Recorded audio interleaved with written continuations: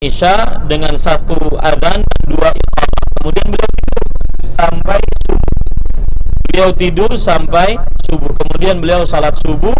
Kemudian beliau menaiki unta beliau al-qaswa sampai ke Masjidil Haram, itu masjid yang kita tunjukkan tadi.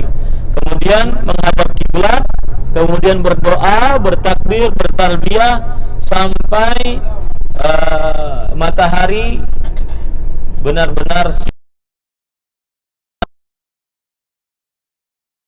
panjak dari Muzdalifah ke Mina. Nah, ini adalah Mina. Kita sudah masuk daerah Mina, Bapak Ibu saudara-saudari yang dimuliakan oleh Allah Subhanahu wa taala. Dan Mina adalah salah satu tempat suci yang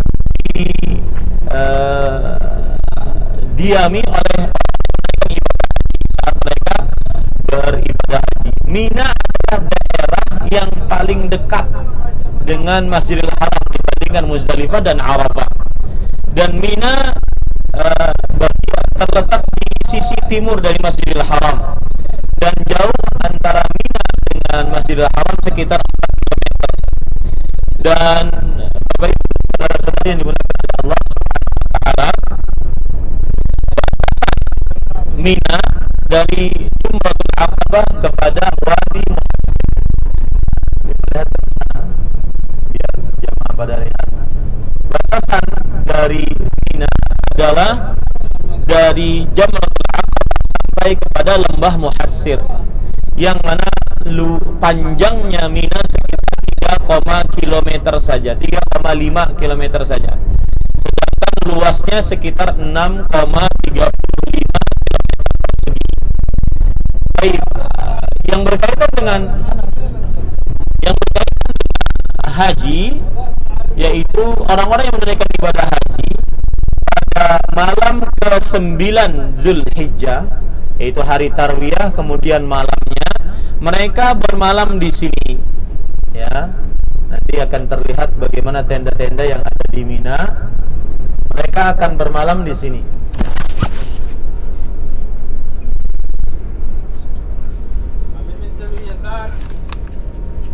Baik, kemudian Bapak Ibu saudara-saudari yang dimuliakan oleh Allah, jadi kalau kita perhatikan ibadah haji itu dimulai dari tanggal 8 Zulhijjah.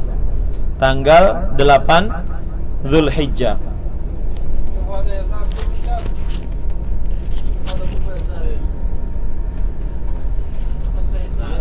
Ini tempat di mana Nabi Ibrahim.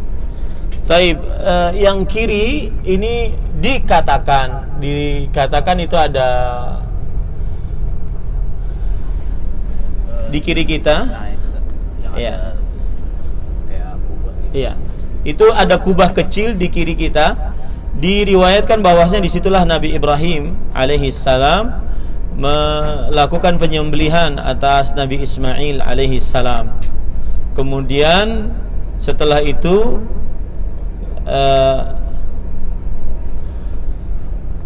dan kita tahu bahwasanya penyembelihan termasuk daripada ibadah yang disyariatkan dalam agama Islam. Itu ada kubah kecil di atas, diriwayatkan seperti itu. Yang sebelumnya Nabi Ibrahim alaihi salam beliau di Jamratul Aqabah atau Jamratul tetapi diganggu oleh syaitan, kemudian akhirnya beliau menyembelih di sini atas perintah Allah Subhanahu wa taala. Dan saudari yang dimuliakan oleh Allah, masih kita ke Mina tadi pada tanggal 9 Zulhijjah atau pada tanggal 8 Zulhijjah disebut dengan hari Tarwiyah. Kenapa disebut dengan hari Tarwiyah? Karena zaman dahulu tidak ada air di daerah sini, maka jamaah haji sebelum pergi ke Arafah mereka mengumpulkan air sehingga menjadi bekal kelak mereka nanti di besok hari pada hari Arafah, hari Tarwiyah. Kemudian mereka bermalam pada tanggal 8 Zulhijjah yang disebut hari Tarwiyah tadi di Mina ini. Nah, ini adalah Mina.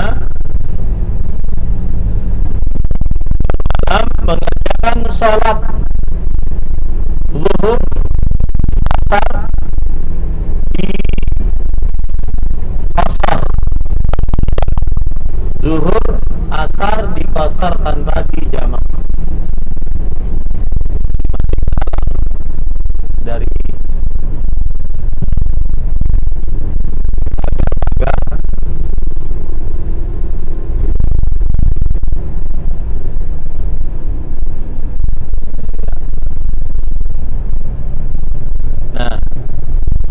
Bapak Ibu saudara-saudara yang dimuliakan Allah, salat maghrib 3 rakaat, salat isya 2 rakaat, kemudian salat subuh, bermalam di sini tadi. Ya, bermalam di Mina.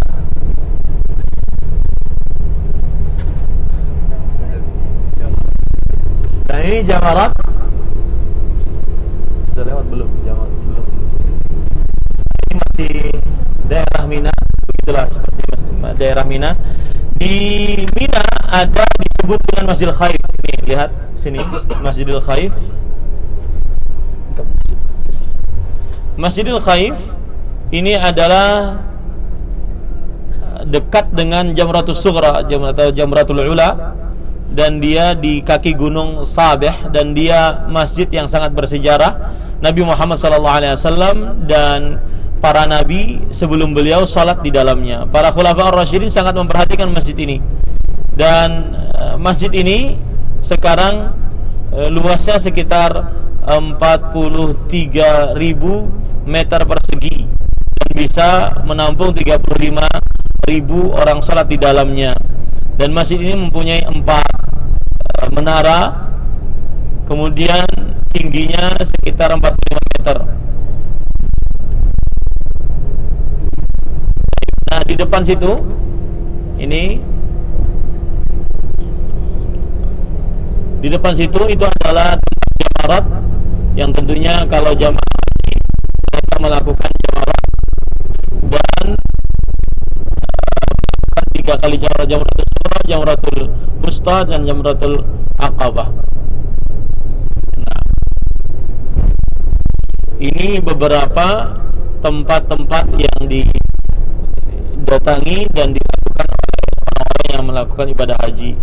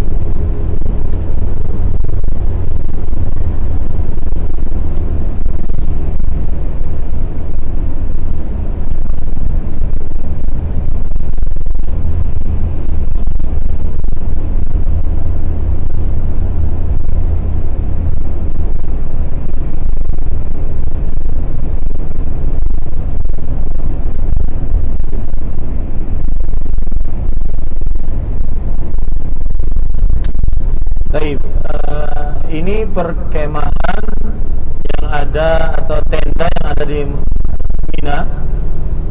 Dan untuk tenda bangsa Indonesia ataupun tempat jamaah haji negara Indonesia setelah ini ya, setelah di belakang dia. Jadi saya sering mengatakan bahwa haji itu lebih baik orang-orang yang diluaskan rezekinya agar bersegera mendaftarkan dirinya untuk menaikkan ibadah haji, karena haji memerlukan biaya dan tenaga.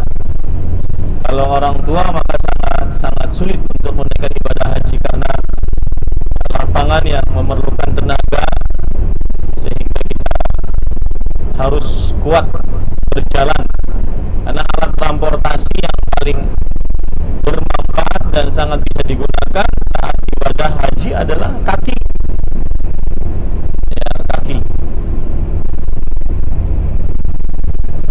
Baik, Bapak Ibu saudara yang dimuliakan oleh Allah Subhanahu wa taala, saya lanjutkan tentang Al-Ka'bah Al-Musharrafah. Ka'bah adalah Baitullah, rumah Allah Subhanahu wa taala, dan terletak di tengah-tengah Al-Masjidil Haram, dan bentuknya adalah kubus persegi 4. Tetapi sebenarnya sisi-sisinya itu tidak sama. Ya, sisi-sisinya tidak sama. Kalau kita melihat dari arah Hijr, orang biasa menyebutnya Hijr Ismail. itu panjangnya hijir sekitar 11,68 meter, ya 11 meter sekian lah ya.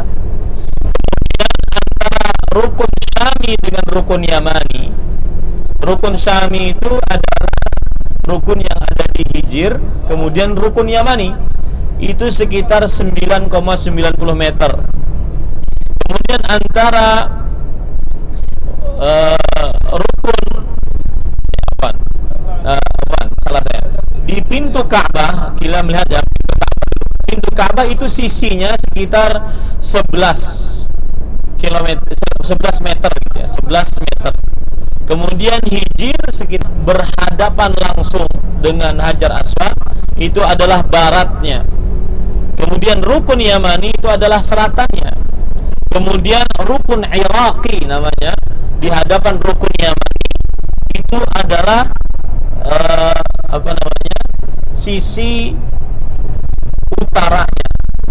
Nah, ini disebutkan oleh para ahli. Dan Baitullah disebut dengan Al-Ka'bah, disebut juga dengan Baitullah, disebut juga dengan Al-Baitul Haram, disebut juga dengan Al-Masjidul Haram, disebut juga dengan Al-Baitul Atiq, disebut juga dengan Al-Qiblah. Allah Subhanahu wa taala menjadikan Baitullah suci, yang mana tidak pernah Allah Subhanahu wa taala mensucikan sebuah tempat kecuali Baitullah. Dan Al-Ka'bah Al-Musyarrafah ini adalah kiblat yang Allah Subhanahu wa taala perintahkan kaum muslimin menghadap kepadanya, sebagaimana Allah Subhanahu wa taala berfirman, "Fawalli wajhaka shatral masjidil haram." Palingkanlah wajahmu menghadap ke Masjidil Haram. Kemudian kita diperintahkan untuk tawaf di Baitullah. Dan ini dalil tentang disyariatkannya tawaf, termasuk di dalamnya tawaf sunnah. Surah Al-Hajj ayat 29, wal yatawafu bil baitil atiq. Kemudian Rasul sallallahu alaihi wasallam menjadikan tawaf sebagai rukun haji dan juga rukun umrah. Dan di dalam hadis Abdullah bin Umar radhiyallahu anhuma, Rasul sallallahu alaihi wasallam bersabda, "Man tafa bihadzal baiti usbu'an fa ahsahu Allah kana ka'itqi raqabah." Barang siapa yang tawaf di Baitullah sebanyak 7 putaran dan dia benar-benar hitung 7 tersebut, tidak kurang tidak lebih, maka dia seperti memerdekakan budak. Pahala memerdekakan budak, setiap ruas tulang kita ini dibebaskan oleh Allah Subhanahu wa taala dari api nerakanya Allah Subhanahu wa taala. Kemudian juga dalam hadis yang lain, la yad'u qadaman wa la yarfa'u ukhra illa hatta Allah anhu khati'ah wa kutiba lahu biha hasanah. Tidaklah orang yang tawaf mengangkat kakinya satu langkah kaki kecuali Allah Subhanahu wa taala akan menghapuskan dosanya dan menuliskan pahalanya. Kemudian dari sisi pembangunan Ka'bah, sebagian ahli sejarah mengatakan bahwasanya yang pertama kali membangun Ka'bah adalah para malaikat. Ada yang mengatakan yang pertama kali membangun Ka'bah adalah Adam alaihi salam. Ada yang mengatakan Allah Subhanahu wa taala menciptakan Ka'bah sebelum menciptakan bumi selama 2000 tahun.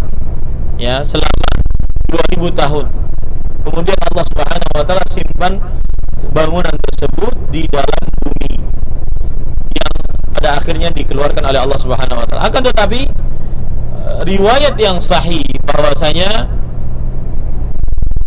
yang membangun Ka'bah adalah Nabi Ibrahim alaihi salam bersama Ismail, atau lebih tepatnya memperbaiki pondasi-pondasi Ka'bah adalah Nabi Ibrahim dan Ismail alaihi salam.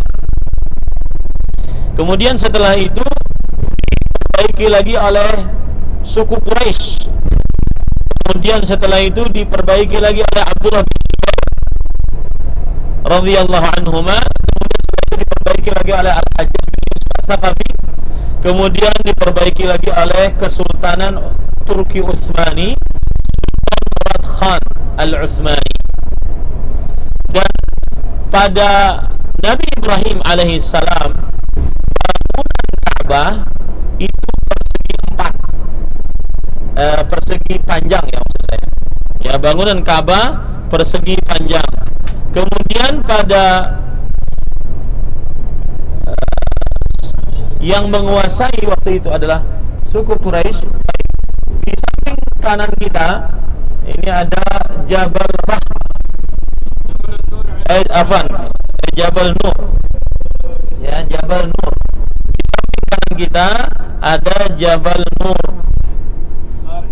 Dan Jabal Nur adalah gunung yang terletak 4 km dari Masjidil Haram. Dan tingginya sekitar 458 meter. Dan di paling tinggi gunung ada sebuah goa. Goa tersebut Rasul sallallahu alaihi wasallam beliau sering beribadah di goa tersebut, ya, sering beribadah di goa tersebut. Dan goanya namanya Goa Hira.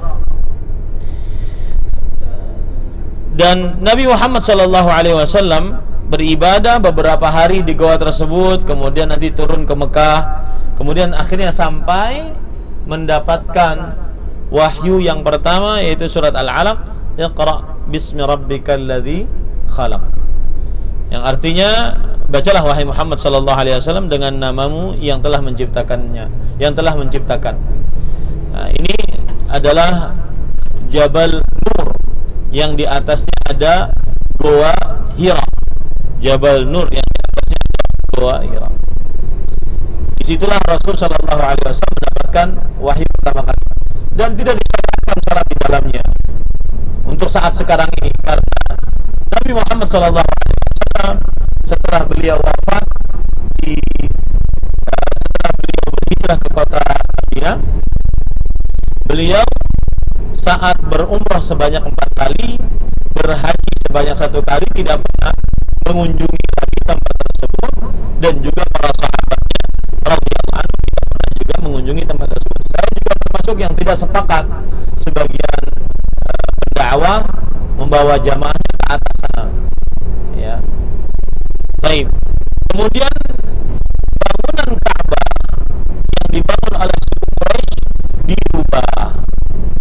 Asalnya persegi panjang, kemudian menjadi kubus seperti sekarang ini. Jadi sekarang yang kita lihat ini adalah peninggalan dari bangunan suku Quraisy. Asalnya yang dibangun oleh Nabi Ibrahim tidak seperti ini. Kemudian setelah itu di zaman Abdullah bin Zubair dikembalikan lagi kepada bangunan yang dibentuk oleh Nabi Ibrahim alaihissalam. Kemudian di zaman Al-Hajjaj bin Yusuf Al-Thaqafi dikembalikan lagi ke dan dibangun oleh Quraisy.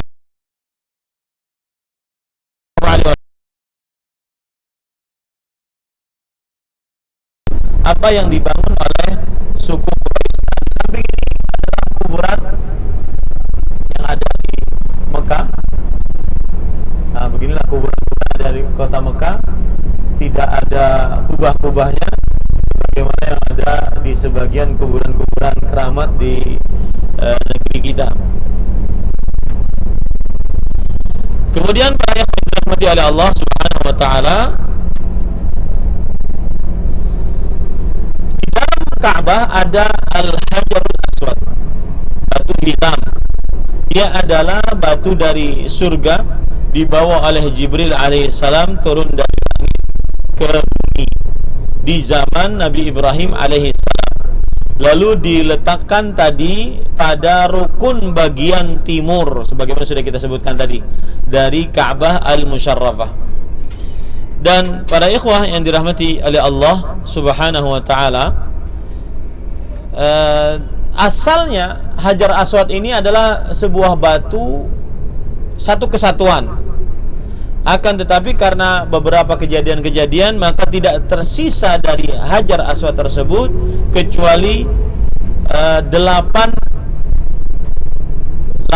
dari kepingan-kepingan batu tersebut, ya, yang mana besarnya berbeda-beda.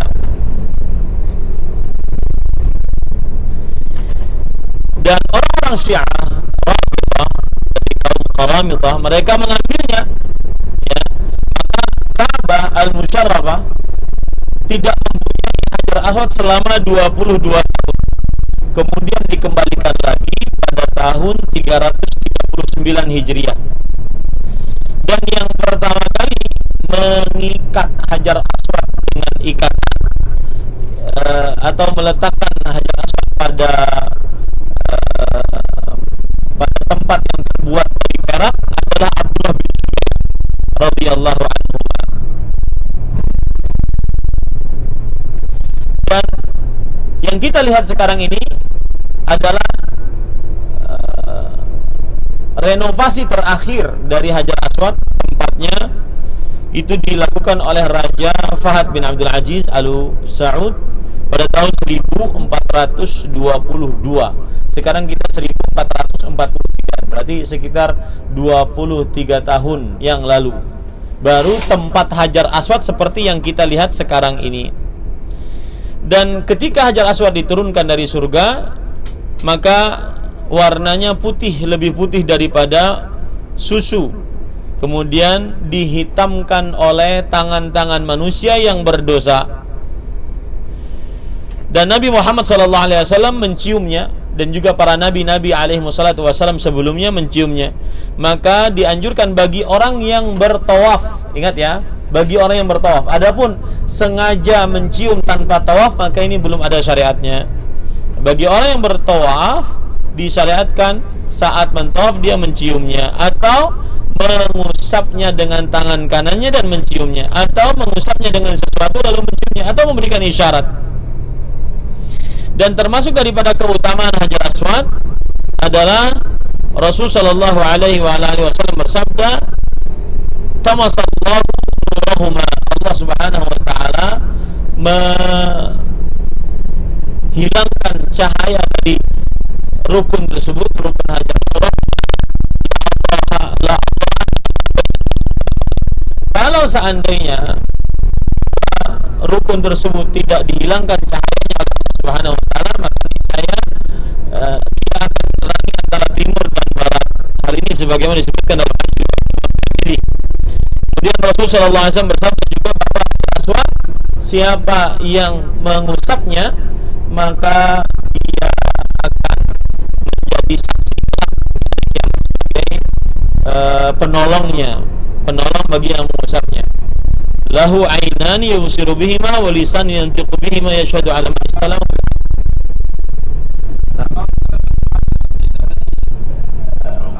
Khalas. Baik. Di samping tangan kita ini adalah kuburan Mu'alla namanya, atau Ma'la.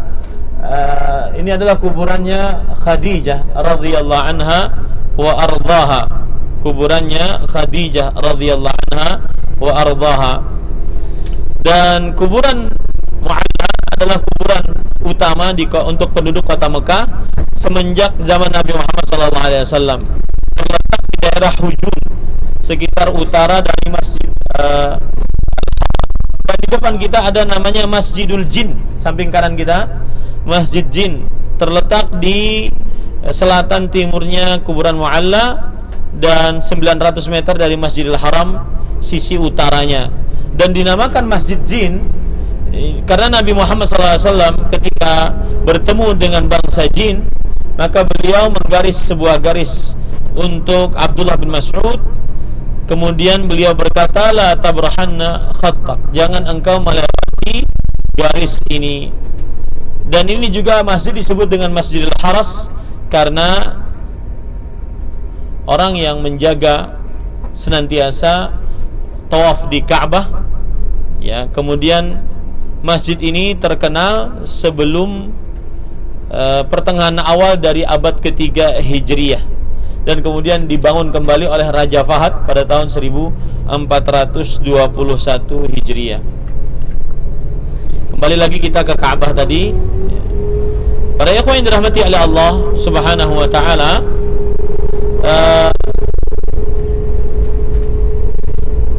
Masih berkaitan dengan Hajar Aswad tadi. Hajar Aswad akan menjadi saksi kelak, penolong di hari kiamat bagi siapa yang mengusapnya atau menciumnya dengan kebenaran. Dan Hajar Aswad, siapa yang mengusapnya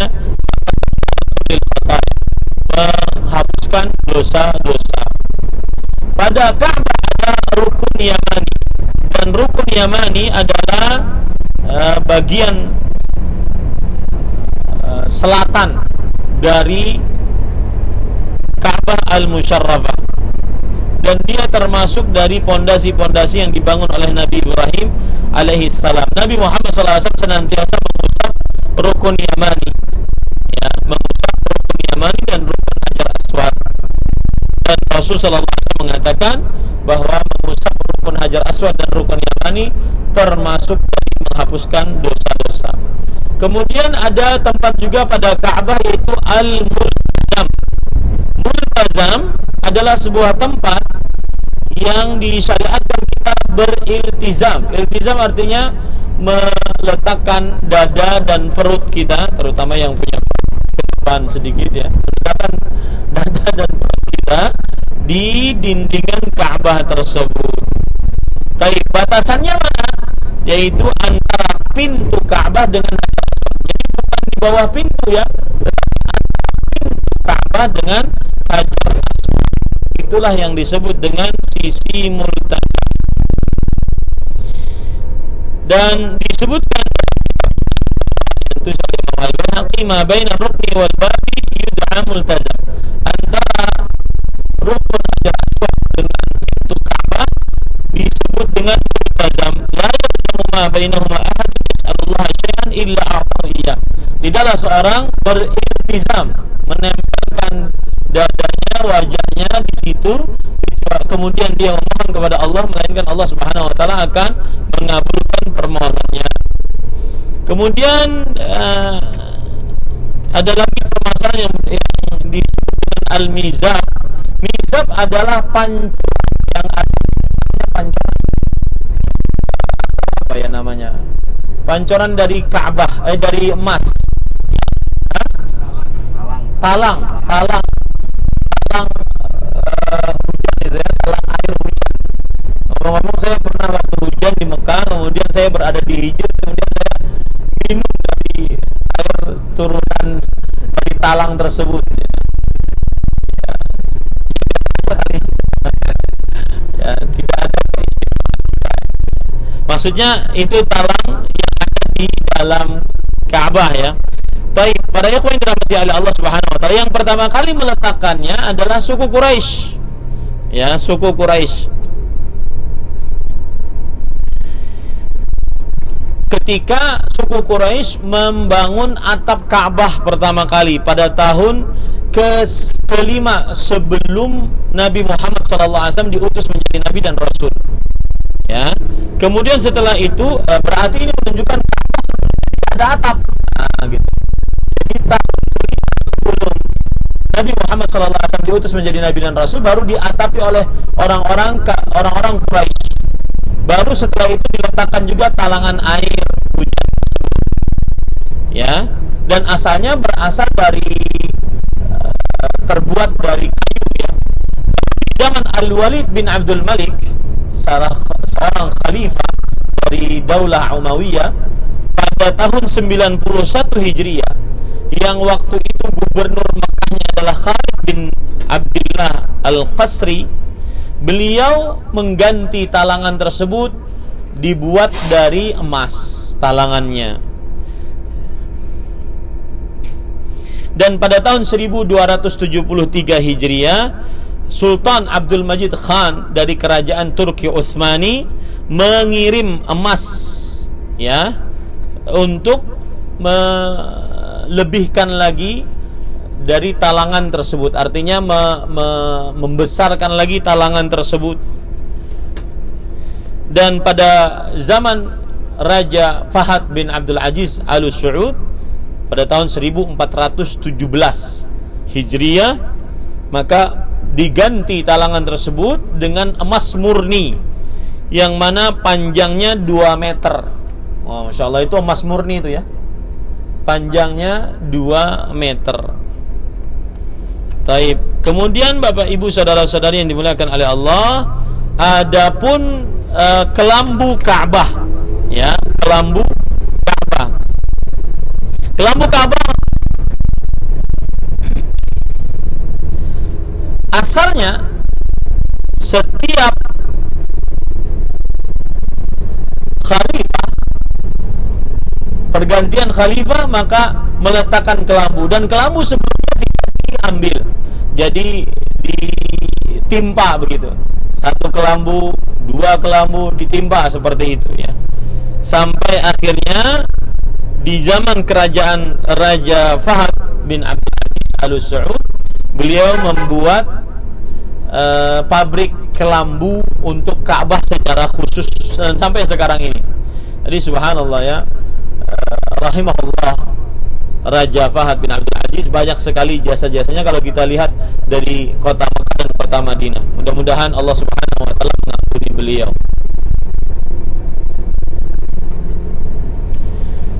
Kemudian para ikhwan yang dirahmati oleh Allah Subhanahu wa taala, di dalam Al-Masjidil Haram juga ada Maqam Ibrahim. Maqam Ibrahim adalah tempat berpijaknya Nabi Ibrahim saat membangun Ka'bah. Dan tempat berpijaknya Nabi Ibrahim ini adalah sebuah batu, dan batu itu berasal dari surga, dibawa oleh Jibril alaihissalam agar bisa berdiri dalam memperbaiki Ka'bah al-Musharrafah. Dan luasnya yaitu sekitar 40 kali 40 panjang lebar sentimeter, maksud saya, mohon maaf, sentimeter, 40 cm kali 40 cm, dan tingginya sekitar 50 cm. Nabi Ibrahim alaihissalam berdiri di atasnya saat membangun kembali Ka'bah.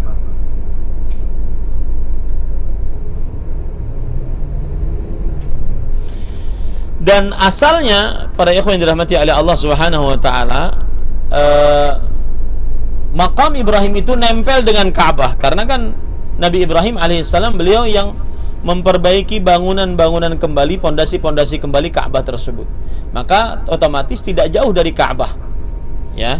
Lalu di zaman Nabi Muhammad sallallahu alaihi wasallam, Umar bin Khattab radhiyallahu anhu, beliau memberikan saran kepada Rasul sallallahu alaihi wasallam agar setelah selesai tawaf maka sholat 2 rakaat. Dan saran ini disetujui oleh Allah Subhanahu wa taala dengan Allah menurunkan ayat surat Al-Baqarah ayat 125, wattakhidhu min maqami Ibrahim musalla, dan jadikanlah dari makam Ibrahim sebagai tempat sholat. Akhirnya setiap orang yang tawaf 7 putaran, setelahnya dia sholat di belakang makam Ibrahim. Dan ingat, makam Ibrahim asalnya nempel. Nah, pada zaman Umar bin Khattab radhiyallahu anhu ketika menjadi khalifah, maka beliau jugalah yang mengakhirkan makam Ibrahim ke belakang seperti zaman sekarang ini.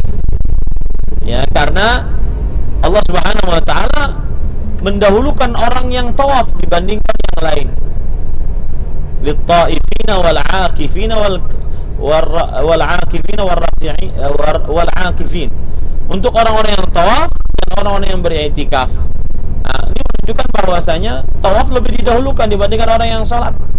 Maka akhirnya makam Ibrahim dibelakangkan di zaman Umar bin Khattab radhiyallahu anhu.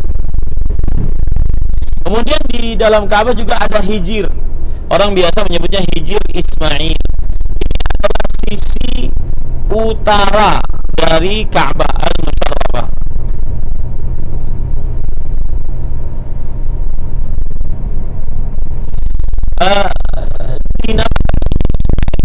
Karena Nabi Ibrahim alaihissalam menjadikan di samping Ka'bah seperti kemah yang dibuat untuk Nabi Ismail alaihissalam dan ibunya,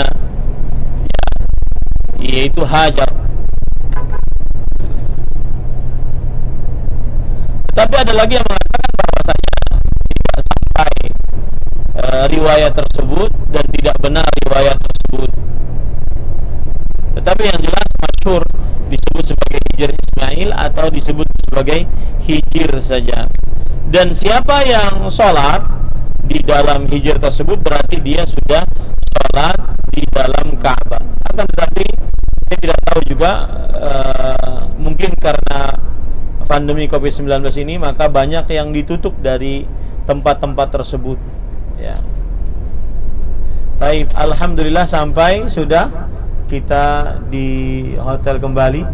Dan saya ingatkan, selama kita di Masjidil Haram beribadah di dalam Masjidil Haram, yang paling banyak kita lakukan adalah sholat ya, sholat senilai lebih afdal daripada 100.000 sholat dibandingkan masjid-masjid yang lain, yang kalau kita hitung 100.000 sholat itu sama dengan 55 tahun lebih ya. Jadi satu kali sholat kita sama dengan 55 tahun lebih.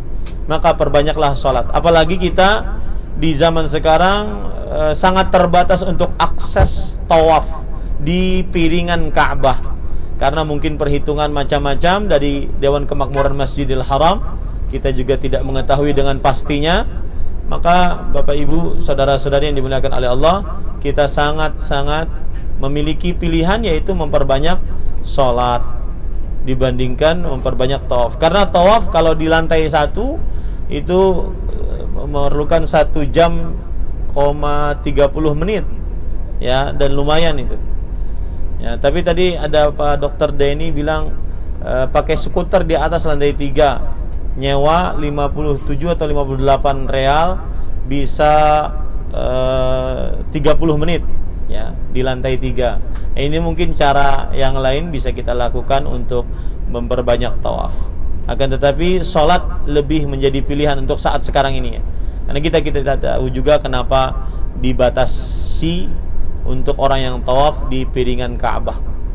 Demikian, semoga hari-harinya bermanfaat, perbanyak sholat, perbanyak doa, hajat disampaikan apa saja kepada Allah selama bukan dosa dan selama bukan memutuskan hubungan rahim. Wa sallallahu nabiyana Muhammad walhamdulillahirabbil alamin. Wassalamualaikum warahmatullahi wabarakatuh.